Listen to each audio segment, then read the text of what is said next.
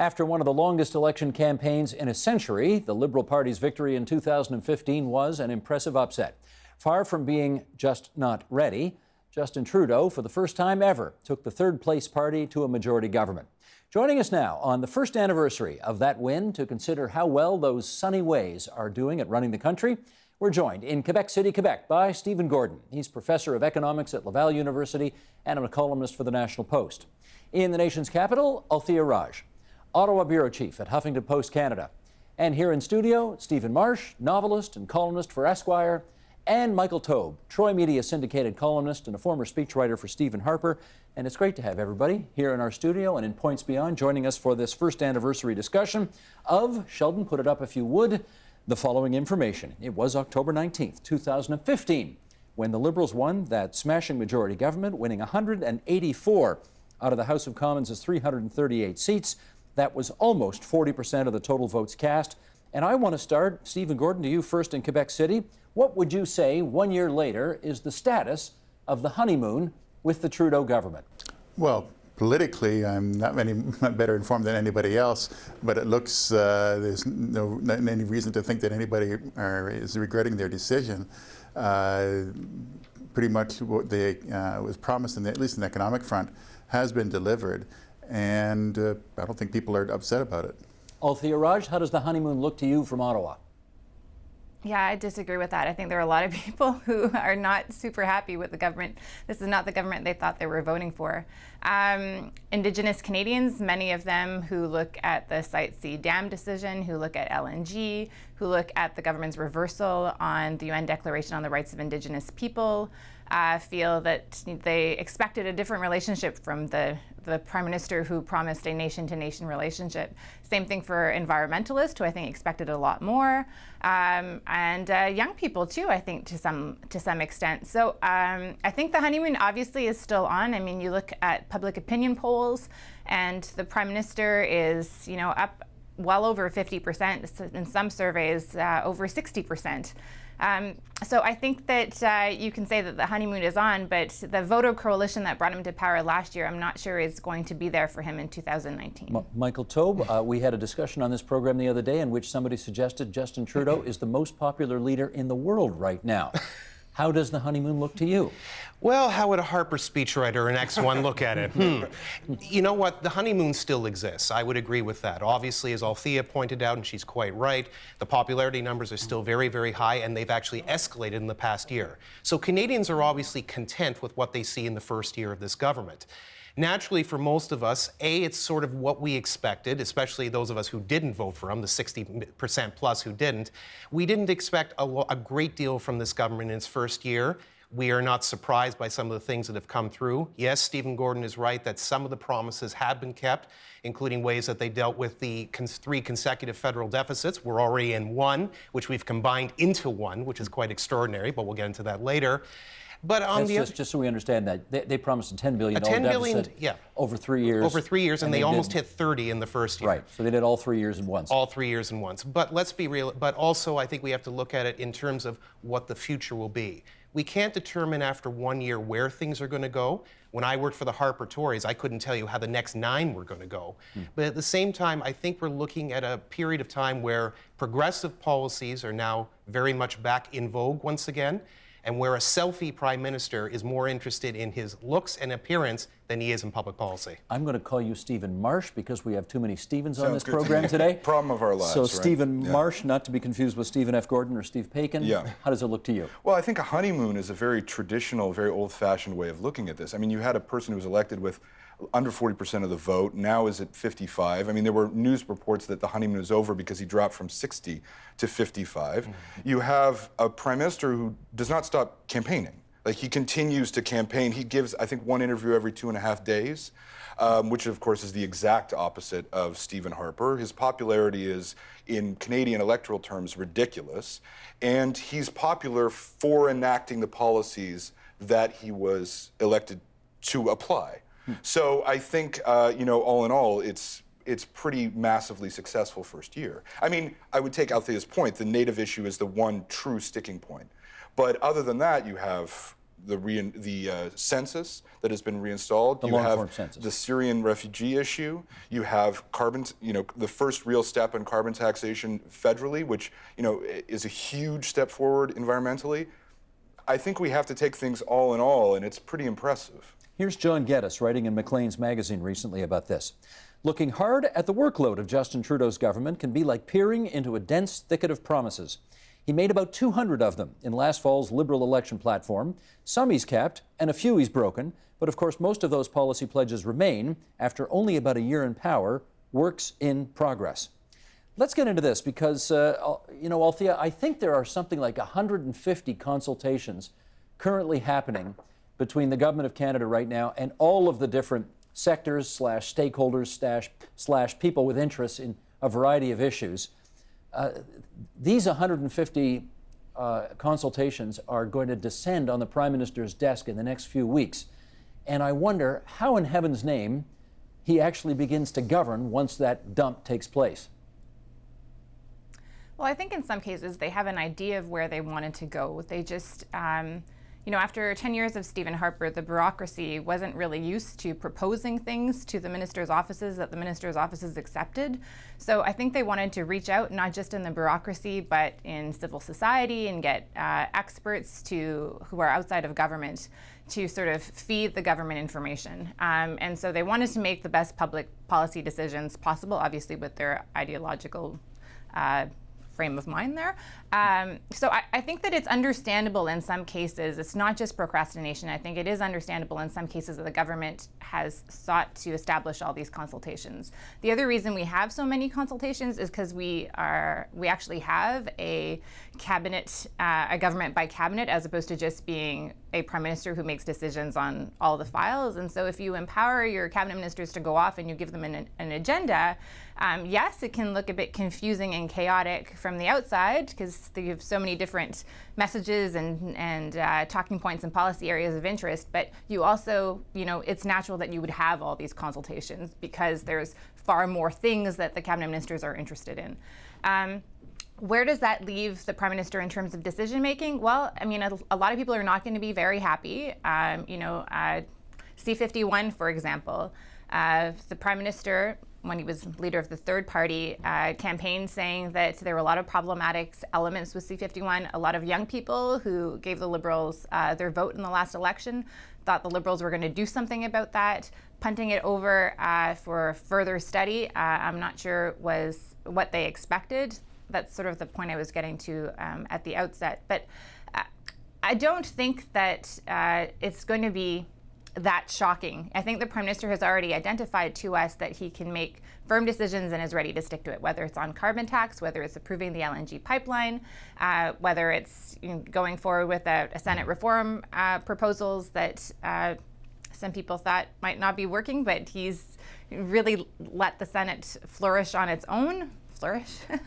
I think that people are going to start seeing a government that is perhaps more right of center than the Liberals campaigned. But otherwise, I don't think there's going to be huge surprises coming forward. Stephen Gordon, how about you on actually governing once all these consultations are finished? Well, one thing that they're going to have to live with is Stephen Harper's decisions. One of the things that the most important thing to Stephen Harper's government was to keep taxes low and to keep the size of government low. And the Liberals have basically accepted this. If you look at the revenue projections made by Joe Oliver in his last budget and the revenue projections made by Bill Morneau, they're the same. So whatever kind of consultations or promise or discussions, and we were already seeing this with the public civil unions and with the provinces, there is no more money. The amount of money that Stephen Harper planned for is the exact same amount of money that Justin Trudeau has. So there's a certain amount of continuity there. There's going to be any kind of willingness to do anything probably that doesn't cost money, but anything else, there's one thing, of course, there are those deficits. None of those program spendings is permanent. It's all temporary things. When you look at the projections for the last budget, they look exactly like Jim Flaherty's stimulus budget. A couple of years of spending, hold the line on spending, let revenues catch up and balance the books in a few years. It's the exact same program because they've accepted the same amount of revenues. And you even just think, what was Stephen Harper's headline program going into power? Is a tax cut. What was Justin Trudeau's headline program going into power? Is a tax cut. There's a lot of continuity there, and there's going to be a lot of activity. There's lots of things governments can do without spending money, but they're still living with Stephen Harper's revenues. Let me follow up with Michael on that. I wonder how you, as a Conservative, react to the fact that, yes, a lot of the underlying assumptions underneath the policies of the Trudeau government rely on the facts and figures that Stephen Harper left office with. Well, I'm not terribly shocked by that. I mean, even if you look at Jean Chrétien or Paul Martin's short-lived government, they operated under the same principle as well. Tax cuts are in vogue. That is actually what governs most governments today, and that's actually a policy that I think most politicians say actually works in favor of getting votes no matter what country you live in. And it's also not terribly shocking because the Liberals and Tories, when they're in opposition, obviously operate very differently. Tories tend to be right of center most of the time. The Liberals, especially if you look at the last federal election campaign, 2015, ran to the left of the NDP in many ways with their policy platform. William Watson in the National Post created this list of, I think, roughly about 170 plus policies. Most of them were very left of center. But once the Liberals get into power, which we've typically seen in modern times, as I said, with Chrétien, Martin, and others, they tend to be a more right-of-center party. They realize that you have to be prudent when you actually have fiscal spending. You have to be prudent in the way you operate the government. Because in the end, ultimately, as a fence sitter, and that's really what Liberals are, they're not wildly to the left, they're not wildly to the right, depending on who their leader is. They try to govern from the middle, but they also try to use, I believe, a rational approach to how to govern. And if the rational approach is tax cuts, smaller government, etc., that's how you operate. As a progressive, modern, downtown Toronto, white wine sipping Cliché, guy that you are, yes. Thank God I'm not in that. How distressed are you that he hasn't legalized marijuana yet? Well, I think, it's a question of time, right? It's a question of, he has done an awful lot for 1 year. There's been the assisted death laws. There's been, all the other things. I mean, the one thing I'm more upset by is the Indigenous rights issues, because that, to me, is a thing with a very narrowing window. There is this burst of hope, and then in politics, these bursts of hope are very rare, and you need to use those opportunities when they come. And I think the country is really ready for a different approach to that issue than we've ever had. Didn't they get that on day one? I mean, we have the missing and murdered Indigenous women's panel being set up. Yes, I think that's one thing, but it's actually, I think we need a broader policy. We need a broader attempt at some kind of reconciliation. And I think on the one hand, this is the most intractable issue in the country, in its history, and it's also, a nation-to-nation negotiation with 640 native bands is inherently going to be borderline impossible, right? But on the other hand, for a government that is such a master of gestures, that is so incredibly strong at these political gestures, I feel they have not really understood the possibilities of movement forward on this issue right at this moment. And I think we only have maybe a year of more of opportunity to move on that issue. Stephen Gordon, it does raise the question of whether or not during the campaign which took place a year and more ago, that in order to project sunny ways, as you like, whether or not Justin Trudeau promised too much, set the bar too high, raised expectations beyond what he was able to deliver. What do you think? I think so. As I said, anybody who looked at the projections, I actually did look at the numbers of all the programs. He certainly let public servants think that, more money would be coming under a Liberal government. He certainly let the provinces think that more money would be coming under a Liberal government. But he never put any kind of measure about generating revenues. He certainly wasn't going to raise taxes. He did raise taxes at the top, but the effect there is basically, a wash. So he's probably let people think that, with operating with respect or cooperation, spirit of collaboration, these are nice words, but there was never any money there. And, maybe people thought that talking with respect and collaboration was code for more money. They might have thought that, but that money was never going to be there. Althea, let me get you to follow up because I heard the word public servants there. And if you rode the subway in Toronto today, you got handed a copy of Metro newspaper, and there's the full-page ad that the Public Service Alliance of Canada has put in there saying, Prime Minister Trudeau, you said you'd be different. And basically the ad goes on to say after 10 years of Harper government cuts, Trudeau said he'd fix public services and repair the relationship with the workers who deliver them. It's been a year and we're still waiting. Is this percolating in Ottawa? No. Frank answer. I think the Liberal platform was a masterfully crafted document. It allowed people to read what they wanted to read in the Liberals' promises. Even on things as simple and you would think as concrete as door-to-door mail delivery. People could read the document and think, oh, the super mailboxes are going to be gone and my mail carrier is going to be coming back to my doorstep. Well, that's not actually what the Liberal Party platform promised. And so I think, it's a very small example, but I think that a lot of people, to Stephen Gordon's point, thought that things were going to be different. To the public servants, I'm sure they thought that that meant a rollback of a lot of the things that the Stephen Harper government brought in, and that negotiations would be quick and they would be more generous. That is not happening, to Stephen's point, because they don't have that much money. But also because that's not necessarily where this government's agenda is. I think, aside from tone, which definitely has changed, I think people really thought they were getting a real change now, to use the Liberals' campaign slogan at the time. That was very similar to the NDP, and this is not the government that they have gotten. That said, it is the government that they elected. It is what the government promised. I think that, to Steve Marsh's point, the Liberals, if we can look back, 219 promises, I think, only about a little over 20 have been broken. Most of the promises have been kept. Many are being worked on. All that we can really say a year after is that this is the government that is delivering what they said they were going to for Canadians tangibly. Although I think people's aspirations were very different. They read what they wanted to read. I mean, am I crazy, or are we living in a very different country than we were living in a year ago? Because it sure feels to me like we're living in a very different country than we were living under Stephen Harper. The Syrian refugee issue, our image around the world, our domestic policies, the progress that has actually been made by government.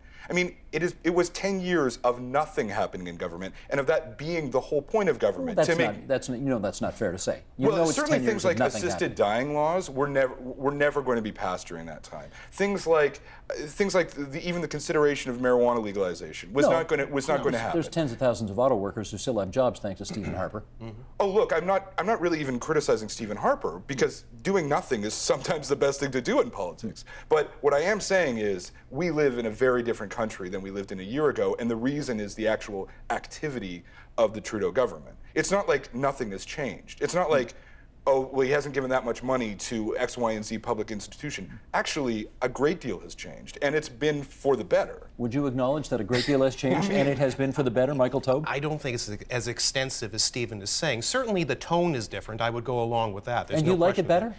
No, but I mean, you don't like the tone better? No. The tone that they're producing is obviously something that resonated with voters, and I understand that. As a conservative, naturally, I don't agree that we sat around, did nothing. I concur that certain things were never going to be tackled. Stephen's absolutely right. Yeah. Every government operates based on what is in their best interest.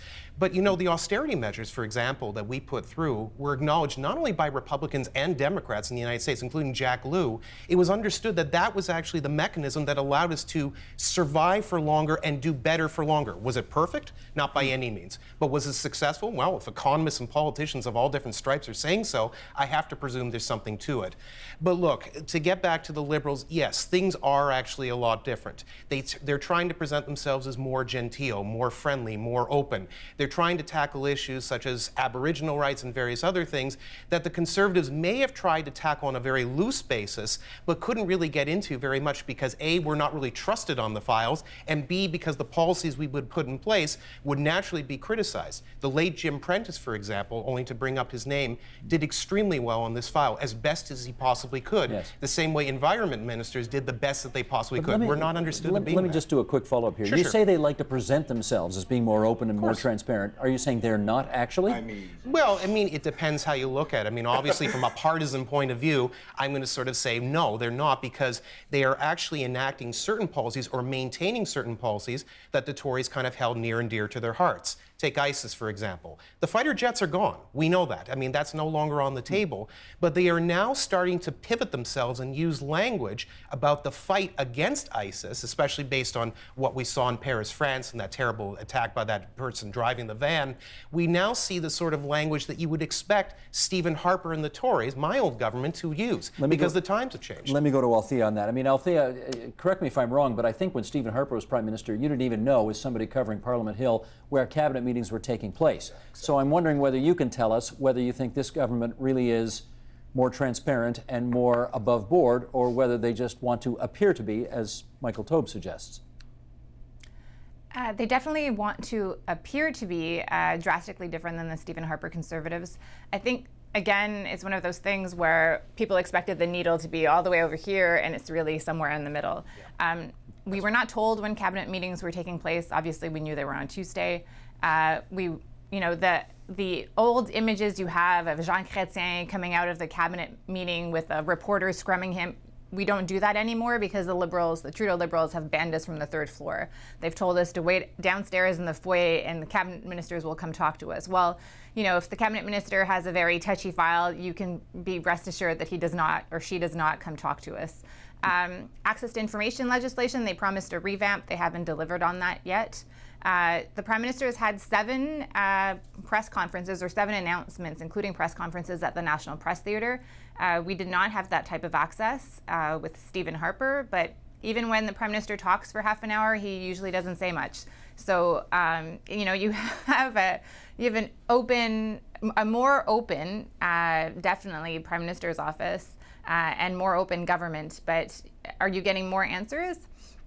I don't know, and I think that the tone in Parliament over the last, especially in the spring session, really showed that the government's tendencies may not be exactly where we thought they would be. They promised open, accountable, democratic, transparent government. We had the whole issue with Elbowgate, which was really due to the fact that the government had tried to bring forward a motion that neutered the rights of the opposition to bring forward and try to control the House agenda, which is what the rules allow them to do. Dominic LeBlanc, the government House leader, told reporters that the vote on medically assisted dying was going to be whipped before he even told the caucus about it. Then he had to reverse himself. The Liberals deciding to go in a sort of traditional format with parliamentary majorities on the Electoral Reform Committee. When then there was public outcry, they decided to bring forward representation from the Bloc and the Greens. I think that they've sort of learned from their mistakes. And this session seems to be off to a much better start than the last session. But I think it's too early to say how the government is really handling Parliament and a sort of accountable and transparent government. I mean, these are very refined questions of political decorum. But let's just remember, the census is back. Federal scientists are not muzzled anymore. They can say what they want. This is true open. This is what transparency means to me, not who's giving what press conference when. The Harper years had their advantages, but they were closed. They were, he vetted all questions. He was totally closed off. He didn't, that's not true. That is not true. The Prime Minister did not vet our questions. Right, well, he vetted the journalists, isn't that correct?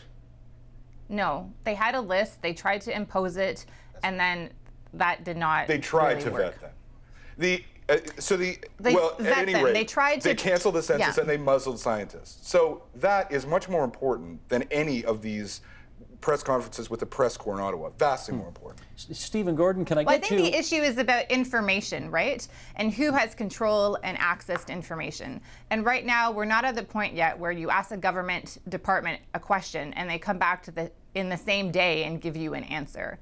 So, political masters were always good at that, whether it was Liberals or Conservatives. The bureaucracy hasn't changed to adapt to this new new government priorities on open and accountable and transparent government. Just very quickly, and I'm going to throw it out very fast. Not every conservative agreed with the way things were handled with the media, okay? I certainly did not, and I spoke out against them. And I critiqued my own government many times, not to be rude or nasty about them, but to show what I thought was or was not working. Unfortunately, I found that a lot of the, shall we say, Kool-Aid drinkers in politics didn't really fall through. There are a few of those. Let me follow up on something you raised a few moments ago, and that was the first budget that came down, in which the deficit was much larger than was forecast during the election campaign. Stephen Gordon, I'll go to you first on this.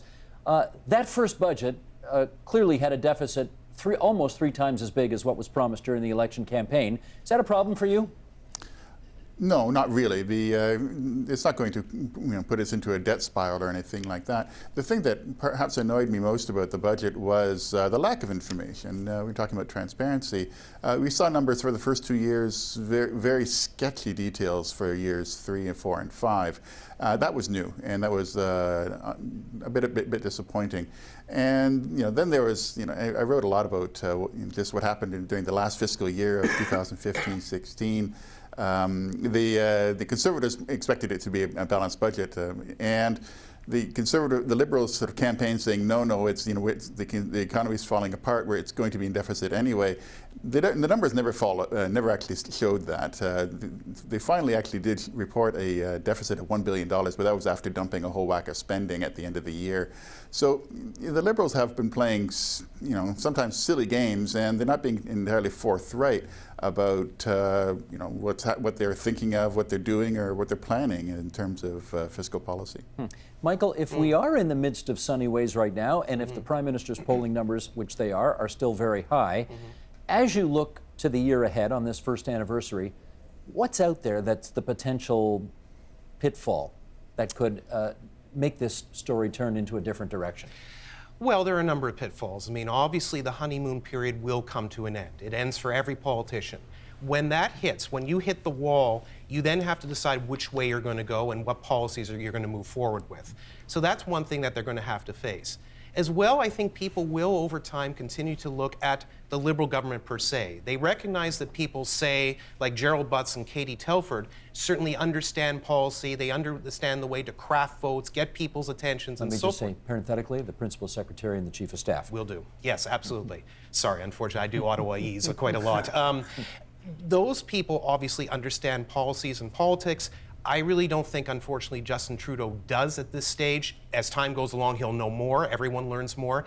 But he's not his father, a person I didn't personally care for, but his father was a strategic communications genius. He understood politics A to Z, no question about it. His son does not have that right now. As more and more people go away from the man who likes to take selfies everywhere and starts to look at the leader that they currently have, the Canadian leader that they have, and understand that he still struggles to understand issues, struggles to understand policies, and quite frankly, although obviously he'll get, his feet are wet, he'll get grasp of the job as time goes along, he still doesn't look like an effective leader, not only to people on the right, but also lots of people on the left, not even just necessarily NDP supporters. I think that over time, what they're going to have to do is either A, hope that he starts to gain more policy knowledge and starts to explain things better. Doesn't stutter all the time when he speaks in his speeches. Often I find that he sort of breaks his sentences. They've got to work on that somehow, do some media training, I don't know what. But he's got to look like more of an effective leader, and whether he likes it or not, he has to look a little bit like Stephen Harper, not in terms of the way he handled certain things, but the fact that he had this grasp or understanding of knowledge of economics, of politics, etc. Whether you love him or hate him, no one ever questioned it, and no one ever had to defend the knowledge that this person had. It was just understood. If Trudeau gets to that stage, it's better for him. I want to go to Althea on that. Can you tell me whether there's any evidence that you've seen out there that the current Prime Minister has trouble understanding the particular policies that he's advancing? No, and that was going to be my question to Michael. Like, what evidence are you pointing to back up your statement? Like, plenty. When he's asked questions on a regular basis, Althea, he often struggles to answer it, and part of that is due to his speaking voice. And I understand. I don't know how to say that. I don't know how to say that in English, but like. Well, but that's I'm not necessarily the most coherent speaker either, and just because somebody presents in a way or has a speech pattern that you think makes him look weak No, doesn't no, mean that that's- he's no, intellectually challenged and can't Althea, that's a understand component policy. of it. And you can talk over me, but that's a component of it, and you know that. It's based upon the fact of No, how we actually, see I he don't answers know the that. questions. I don't All right, know well, I that. base it on the way that he answers questions. I found that other leaders, including Liberal leaders, I'm not going to be nasty about this, Jean Chrétien, Paul Martin, they had a good grasp of and understanding of the issues. Whether you like them or dislike them, they actually had a lot of preeminence when they actually spoke. They had a lot of cabinet They experience. had a lot of those two. cabinet experience. Justin Trudeau just doesn't have it now. I'm not saying that as time goes along, he won't gain more. Everyone did. When you looked at Arnold Schwarzenegger, when he ran for the governor of California in that recall election, he was a blithering idiot. He could not speak about anything. After a couple of terms there, he actually looked like more of a presentable politician. Justin Trudeau will as well. Right now, I don't see the oomph that I've seen from other leaders, including my guys. Stephen Gordon, can I get you on that? Does it look to you like he does not seem to understand the issues he's advancing? I have no idea. This is, I mean, I generally pay more attention to the actual ministers who are speaking. I'm not qualified to talk about somebody's media training. Okay, well, this is, I think, goes beyond media training. Right. It's whether, I don't know, what do you see, Stephen, when you look at this? Well, look, I mean, he's the first prime minister to actually cut his own staff, right? And he's given power back to ministers in a way that Stephen Harper, savagely took away from them, almost to a complete degree. I mean, I think he's much more collaborative in his shaping of policy than any leader that we've had. And frankly, I don't think the Canadian people mind.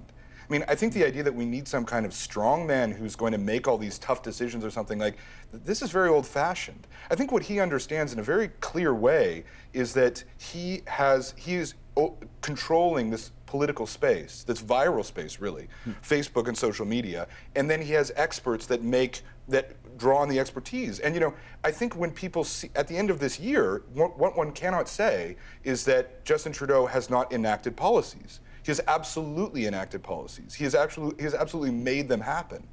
And whether or not that's because he's strong or weak really doesn't matter. Let me follow up with this.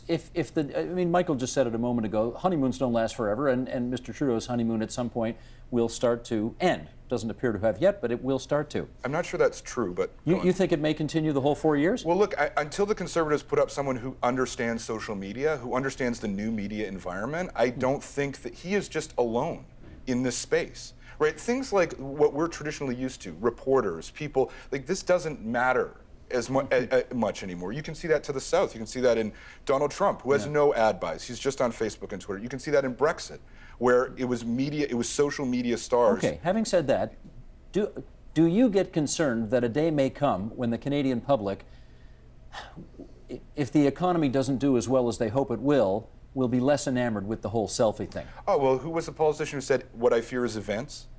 Right, like what events, dear boy. Events, dear boy, events. Like, yes, events will happen.